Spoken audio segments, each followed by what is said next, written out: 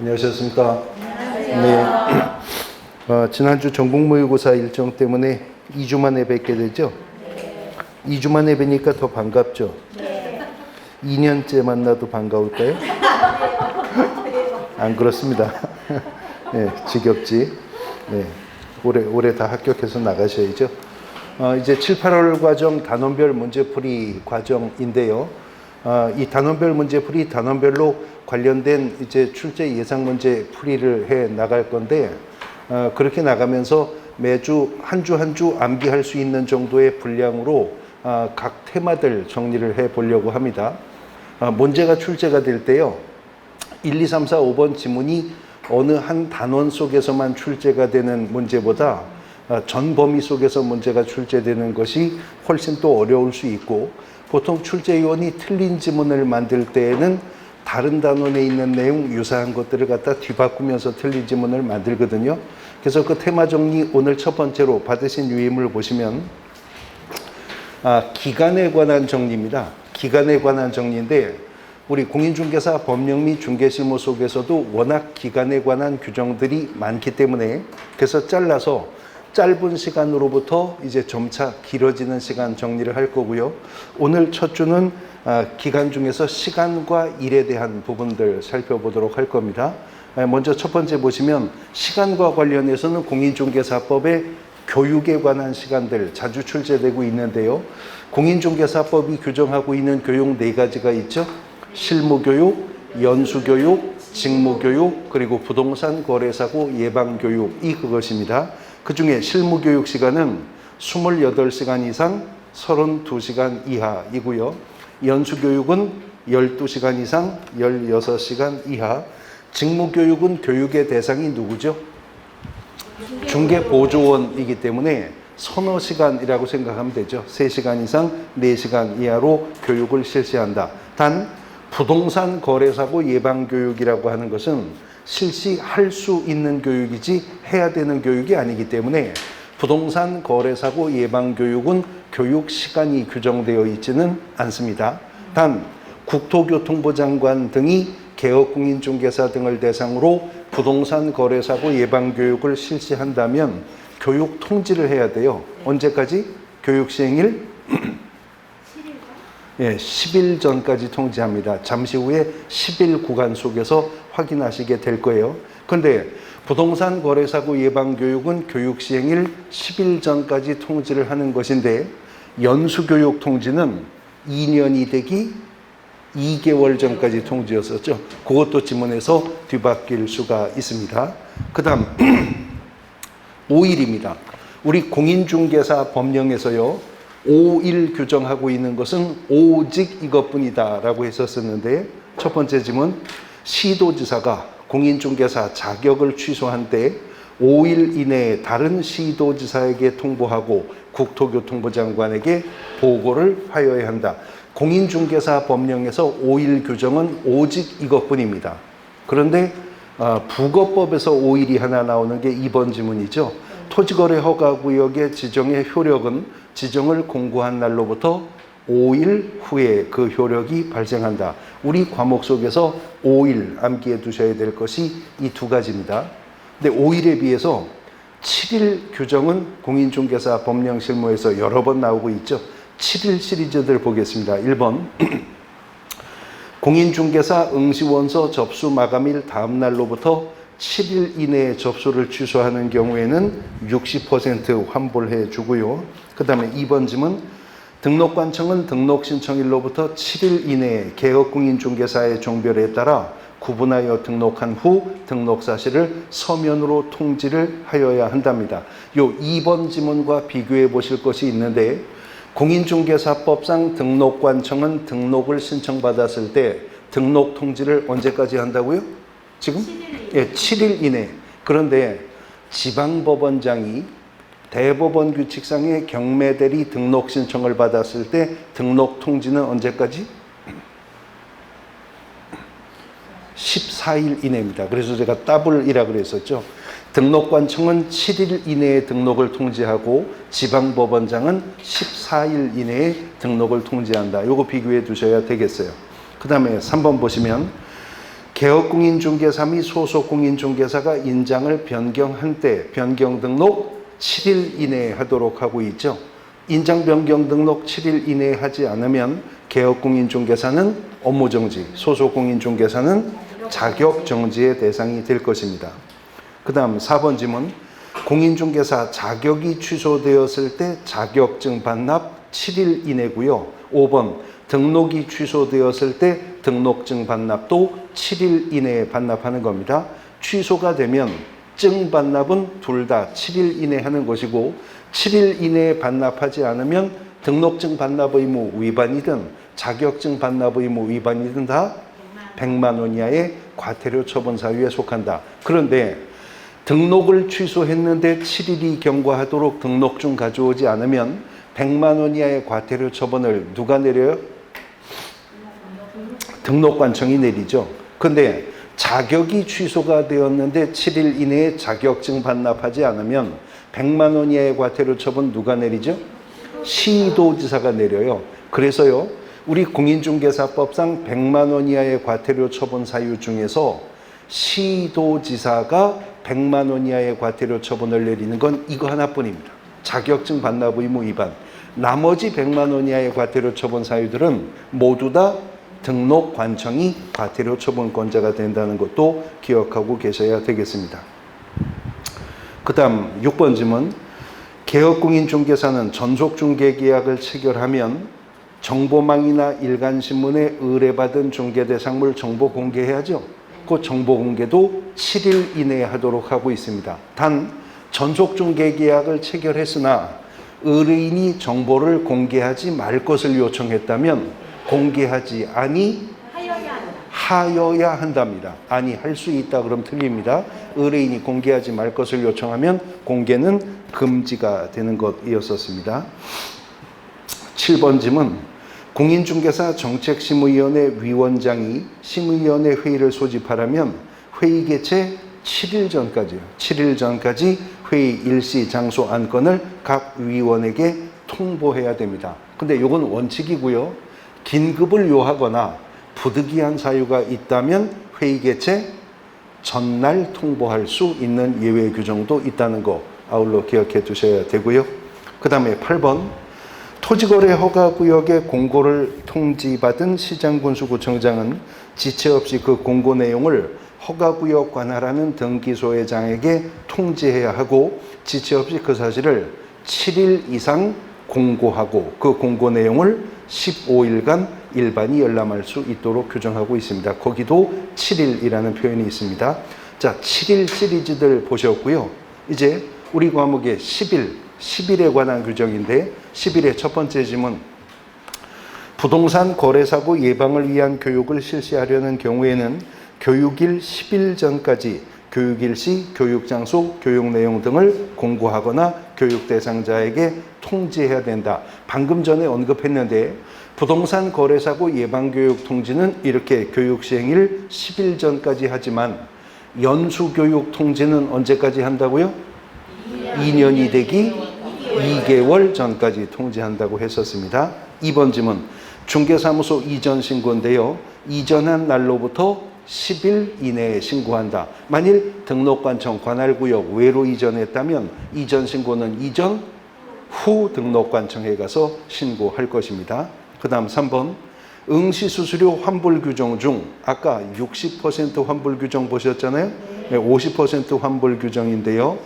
100분의 60을 반환한 기간을 경과한 날로부터 시험생일 10일 전까지요. 10일 전까지 접수를 취소하면 50% 환불한답니다. 4번 질문. 개업공인중개사는 고용인이 고용관계가 종료되면 종료일로부터 10일 이내에 등록관청에 신고해야 된다. 그럼 고용신고는 언제까지 해야 돼요? 네, 업무를 개시하기 전까지 고용신고하고 고용관계 종료신고는 종료일로부터 10일 이내에 하는 것입니다. 그 다음 5번 질문. 부동산 거래질서 교란행위 신고사항에 대해서 조사 및 조치를 요구받은 시도지사 및 등록관청 등은 신속하게 조사 및 조치를 완료하고 완료한 날로부터 10일 이내에 그 결과를 신고센터에 통보를 해야 한다는 겁니다. 10일입니다. 6번. 부동산 거래질서 교란행위 신고센터는 매월 10일까지 직전달의 신고사항의 접수 및 처리 결과 등을 국토교통부 장관에게 제출하도록 하고 있고요.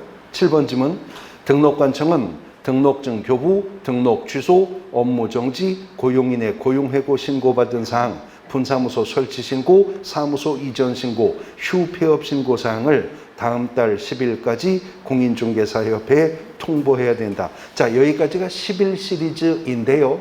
10일도 다 같은 10일이 아닌 것이 10일 박스 안에 1번부터 5번까지 10일은요. 기간으로서의 10일이잖아요. 그러니까 열흘 안에 그 뜻이죠.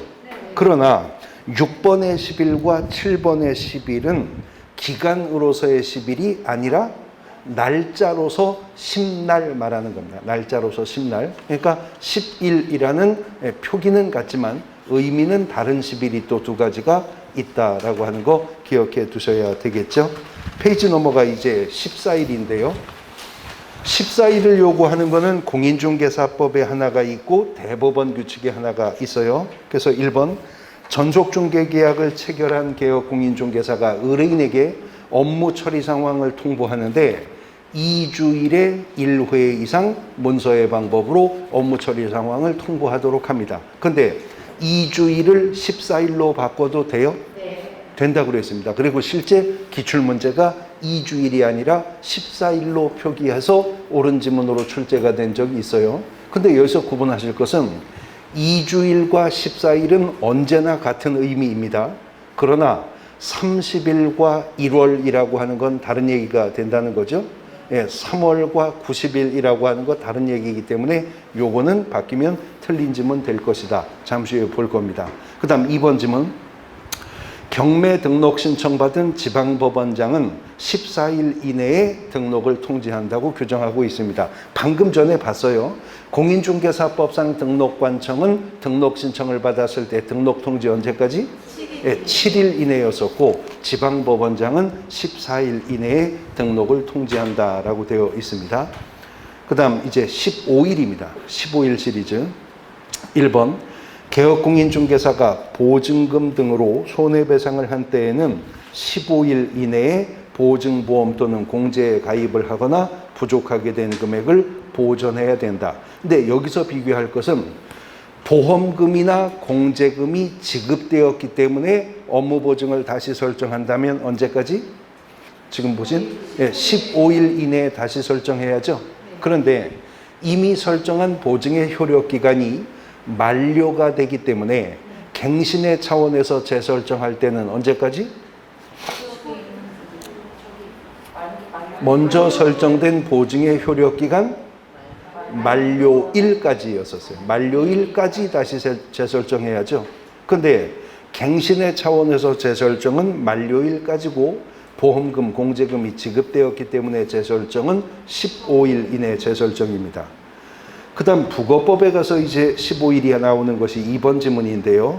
선매자로 지정된 자는 그 지정일부터 15일 이내에 매수 가격 등 선매 조건을 기재한 서면을 토지 소유자에게 통지해야 되고 선매 협의를 하여야 하며 지정일로부터 30일 이내에 국토교통부령이 정하는 바에 따라 선매 협의 조사를 시장군수 또는 구청장에게 제출하도록 하고 있습니다. 15일 시리즈들 보셨고요.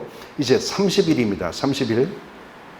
1번, 국토교통부 장관이 거래정보사업자 지정 신청을 받은 때에는 기준에 적합한 경우에 30일 이내에 거래정보사업자 지정서를 교부해야 된다. 지정처분을 받은 국토부 장관이 지정의 요건이 적합할 때 지정처분해 주어야 할 기간이 30일입니다. 근데 이거 헷갈리기 쉬운 거죠. 30일 이내에 지정처분을 해주면 지정처분을 받은 자가 이제 할 일이 있죠. 뭐 해야 돼요? 운영규정을 제정해서 국토교통부 장관에게 승인을 얻어야죠. 그거 언제까지? 3개월. 그거는 3개월 이내입니다. 30일 이내와 3개월 이내가 연속되는 흐름 속에서 붙어 있기 때문에 30일과 3개월을 또 자주 뒤바꾸어 틀린 질문 만들기 때문에 유의하셔야 되고요. 그 다음 2번, 개인 묘지는 설치한 후 30일 이내에 시장 등에게 신고해야 된다. 장사법상 사설묘지는 네 가지가 있어요.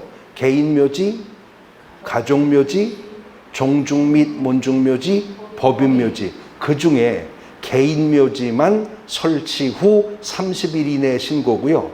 나머지 사설묘지들은 설치하려면 다 사전에 허가를 받아야 한다라는 차이점이 있었었죠. 그 다음 3번. 부동산 거래 신고는 거래계약 체결일로부터 30일 이내 해야 됩니다. 물론 올해 6월 1일부터 시행되는 주택임대차 신고도 똑같이 계약일로부터 30일 이내 하는 것이었었죠.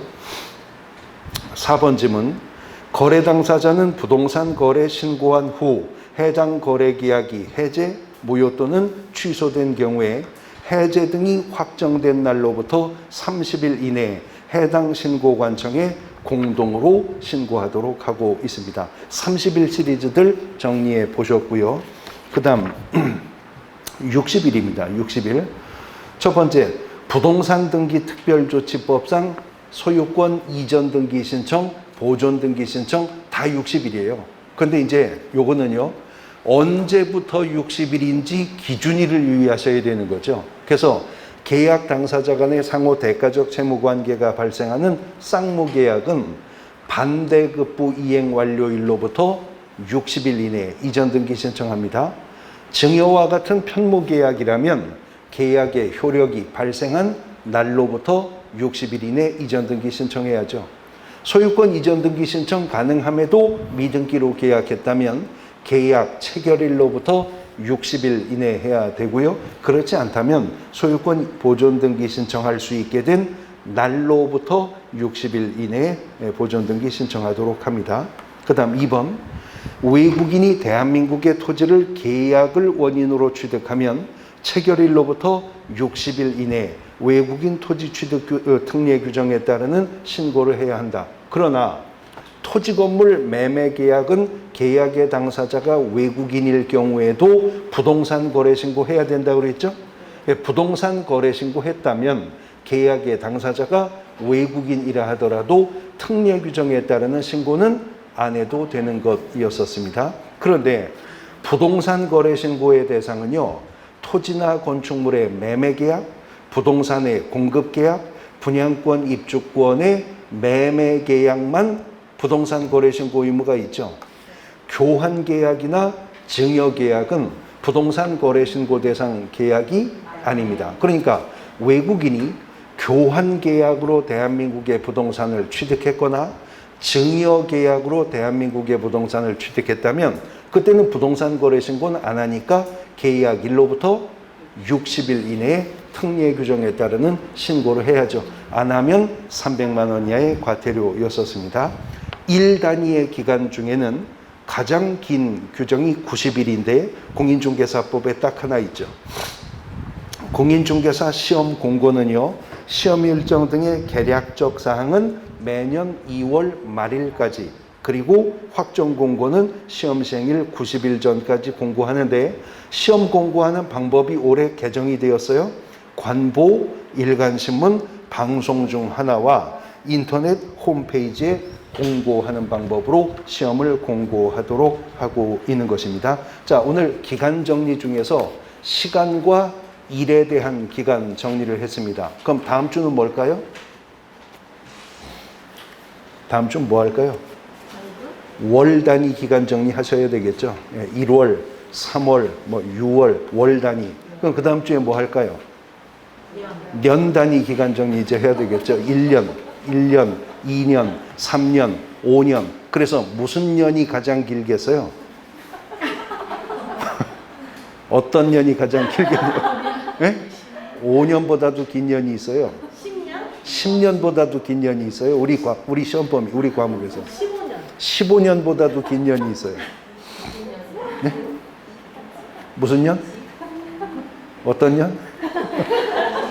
네, 장사 등에 관한 법률상 분묘의 존치 기간은 30년으로 한다. 예, 그래서 이제 1년부터 30년까지도 기간 정리해야 이제 기간 정리에 대한 테마는 마무리가 되는 겁니다.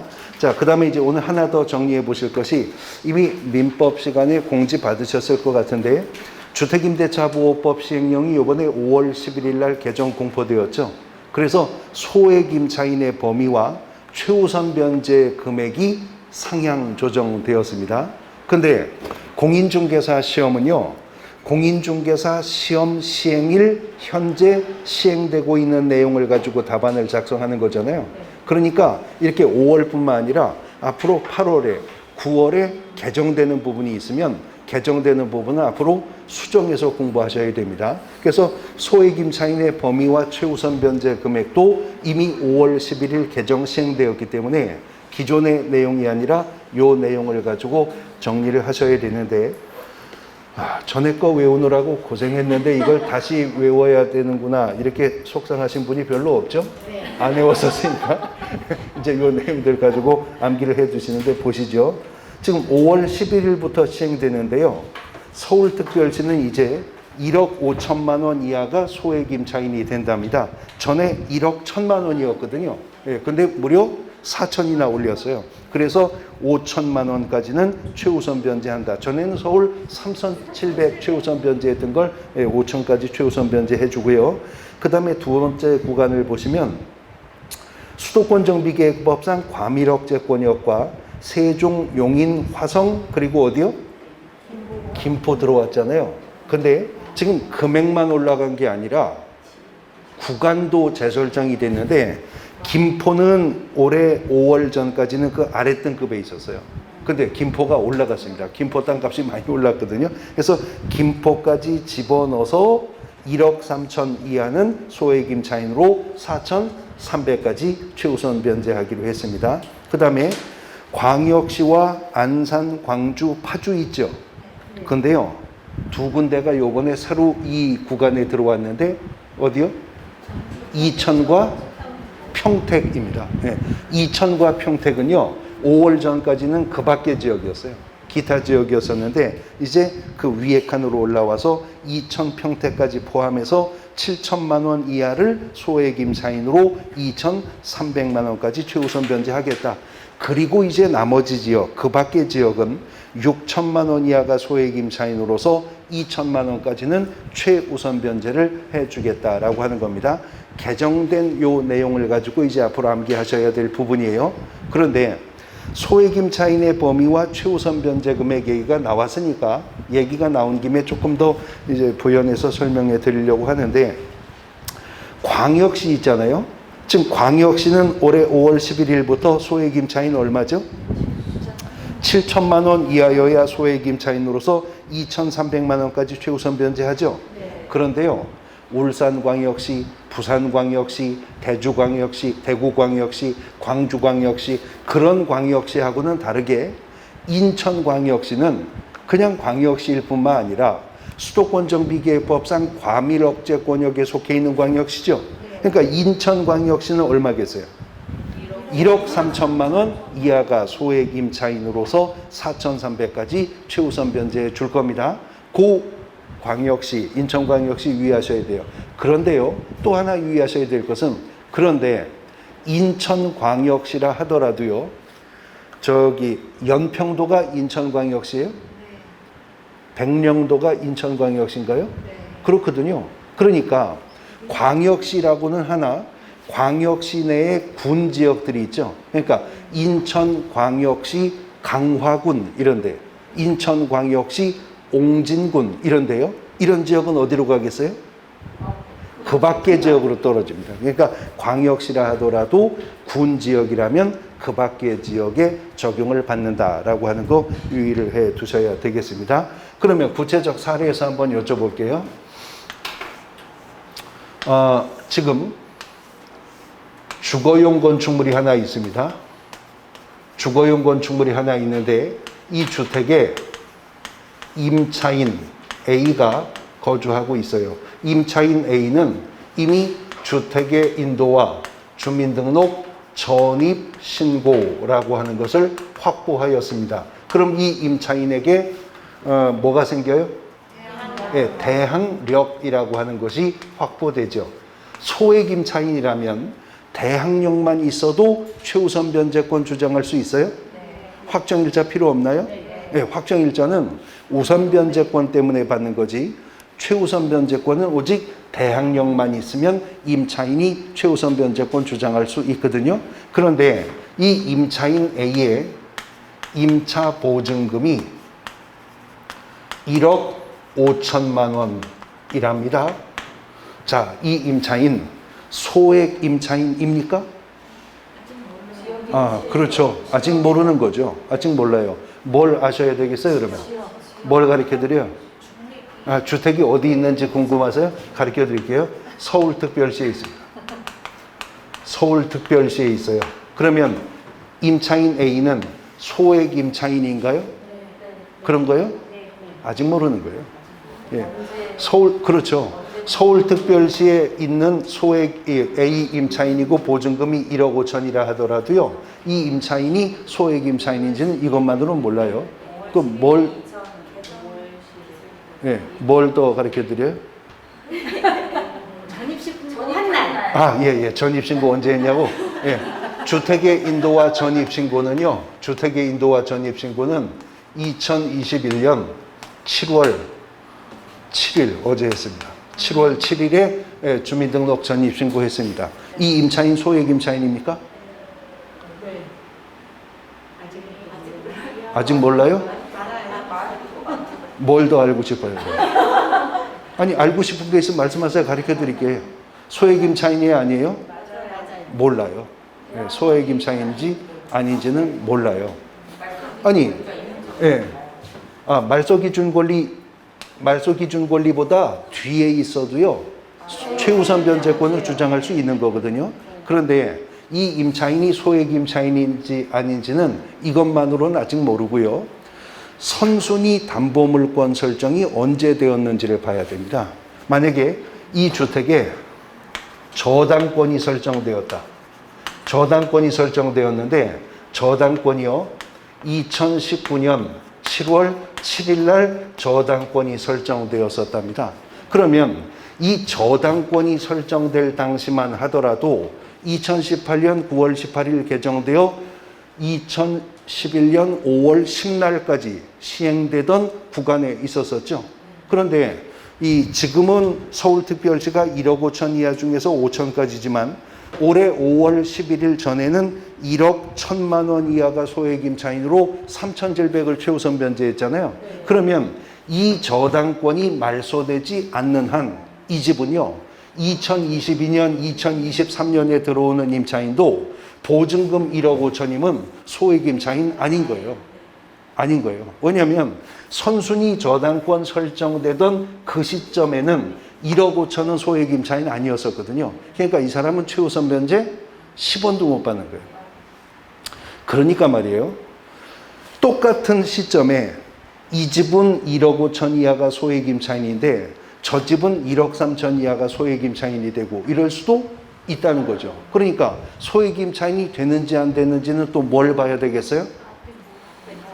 그 집 등기부를 떼어봐야 하는 거예요. 그 집 등기부를 떼어보고 선순위 담보권 설정이 언제 되었는지, 선순위 담보권 설정이 된 시점에 그 당시 주임법은 얼마를 소액 임차인으로 했는지를 봐야 알 수가 있는 겁니다.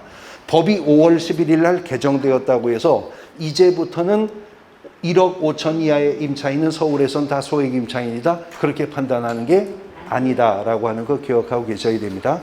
이거를요, 우리 중개실무편에서 출제위원이 이렇게 출제한 적이 있어요. 이제 판단하실 수 있을 겁니다. 기출문제 지문인데요. 주택임대차보호법상 소액 임차인의 범위와 최우선 변제 금액은 선순위 담보물권과의 관계 속에서 종전 규정에 의할 경우 해당하지 아니할 수 있다. 다시 기출문제 지문이에요. 기출문제 지문 제가 그대로 지금 뱉어내는 거예요. 주택임대차보호법상 소액임차인의 범위와 최우선 변제 금액은 선순위 담보물권과의 관계 속에서 종전 규정의 적용을 받을 경우 해당하지 아니할 수 있다. 오, 맞는 지문입니다. 이제 이게 무슨 뜻인지 아시겠죠? 예, 그러니까 그 집 등기부를 떼어봐야 비로소 이 집이 얼마 이하가 소액 임차인이 되는지를 알 수가 있다는 거죠. 당연히 그렇게 적용해야 되는 게요.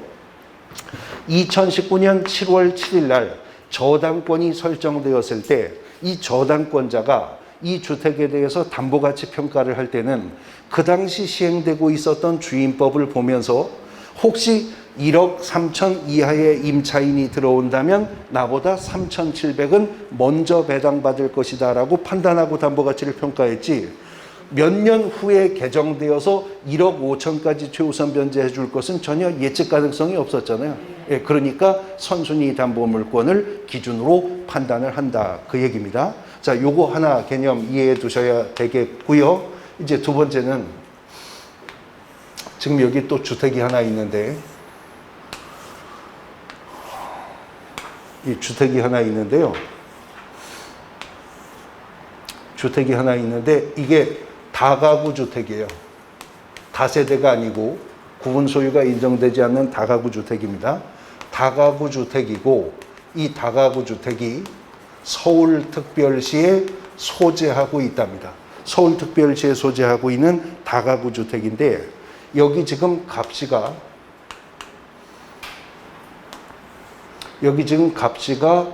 보증금 1억 5천만 원에 들어왔답니다.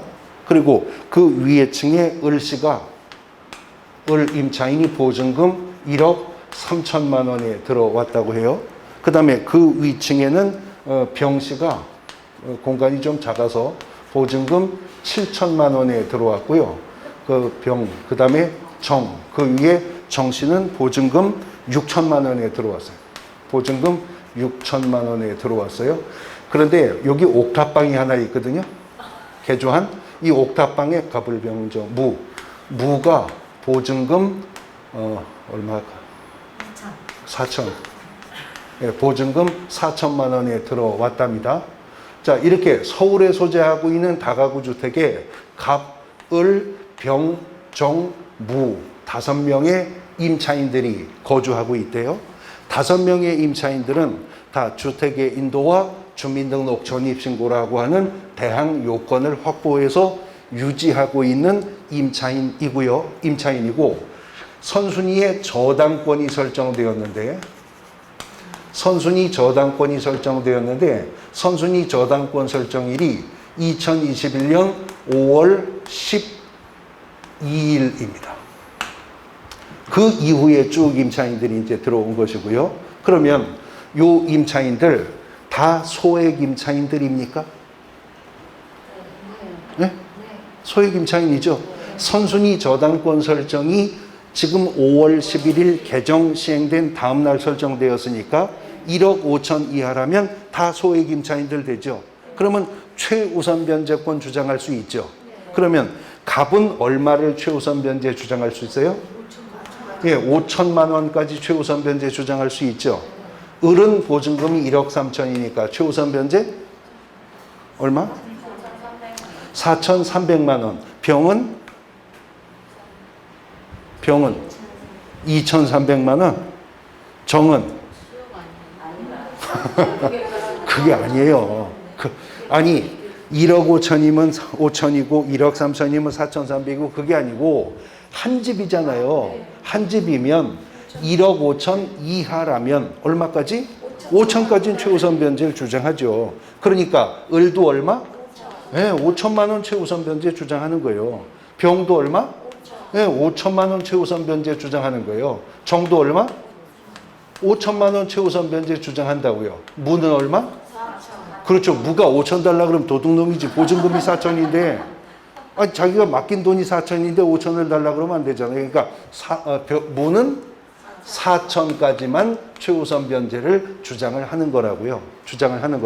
그런데 그러면 갑을 병정 무가 주장하는 최우선 변제 금액이 얼마요?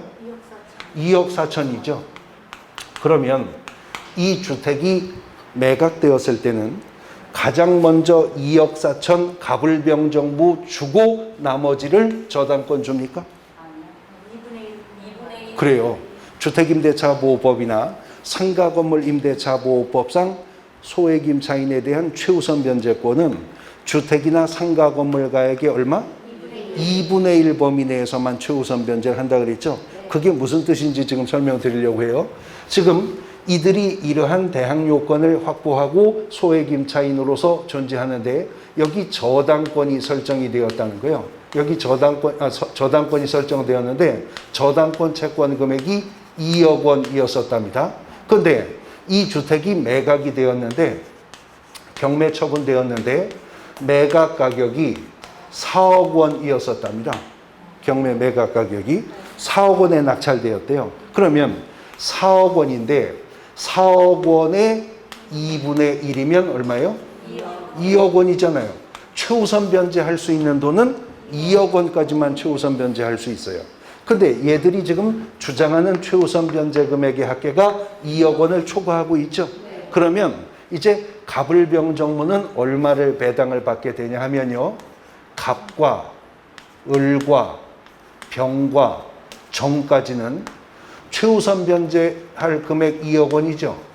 예, 최우선 변제 금액 2억 원에다가 지금 배당해야 될 금액이 얼마라 그랬죠? 최우선 변제 금액은 2억 원인데 저들이 요구하는 최우선 변제 금액은 2억 4천이죠. 그러니까 2억 4천만 원 곱하기 얼마? 갑을병정문 얼마?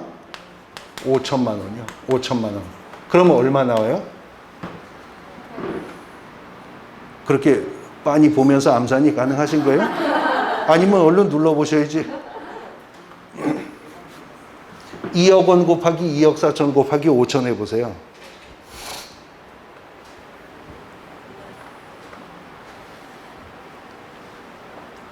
아니 우선 미적분을 하자는 것도 아니고 곱셈 한번 나눗셈 한번 하자는데 얼마 나와요? 4,100? 예, 4,166만 얼마 뭐 이렇게 나오겠죠. 근데 무는 계산 따로 해야 되겠죠. 무는 2억 원 나누기 2억 4천만 원 곱하기 그렇죠. 4천 주장해야죠. 보증금 전액이 4천밖에 안 되니까. 그러면 이 사람은 얼마 나오겠어요? 3,333만 3,330 몇 원 이렇게 나올 거잖아요. 그러면 갑은 4,166만 원, 을도 4,166만 원, 정도 4,166만 원, 무는 3,333만 원인데 이거 다 더하면 얼마일까요? 당연히 2억 원이겠죠. 지금 2억 원 가지고 나는 거니까. 그러니까 소액 임차인들이라 하더라도요. 최우선 변제 주장할 수 있는 5천을 다 못 받을 수도 있다는 거죠. 왜냐하면 주택가액 2분의 1 범위 내에서만 최우선 변제를 인정한다고 했으니까 갑을병정은 5천을 최우선 변제를 주장했지만 4,166만 원씩까지만 배당을 받게 될 것이고요. 그 다음에 이제 무는 4천만 원 중에서 3,333만 원만 배당을 받게 됩니다. 그러면 매각가 4억 원 중에서 2억 원은 최우선 변제하는 데 썼죠. 얼마 남았어요? 2억 원 남았으니까 저당권자는 2억 원 전액을 배당을 받을 수가 있겠다라고 하는 거죠. 그러니까 지금 이 저당권자가요. 이 주택의 저당권을 설정할 때 담보가치 평가를 했을 거 아니에요? 그리고 2억 원을 대출해 줬겠죠. 지금 2억 원을 대출하는 금액을 산정할 때 이걸 생각한 거죠. 지금 이 집은 5집이나 들어올 수 있는 구조의 다가구 주택이고 이 5집이 최우선 변제 금액을 주장하는 경우에 이거는 내가 저당권을 먼저 설정해도 나보다 먼저 가져갈 것이니까 이 금액을 감안을 하고 주택의 시세를 감안해서 이제 담보권 설정을 할 때 담보액을 결정하게 되는 거죠. 주택가액 2분의 1 범위 내에서만 최우선 변제권을 인정한다라고 하는 것은 이런 개념인 겁니다. 이 개념을 인식하고 계시면 관련해서 문제가 출제가 될 때 그냥 관념적으로만 내용을 이해하시는 것보다 훨씬 쉽게 이해가 되실 것 같네요. 마침 소액 임차인의 범위와 최우선 변제 금액이 개정되어서 관련된 부분 살펴보셨고 잠깐 쉬었다 이제 단어별 문제 들어가도록 하겠습니다.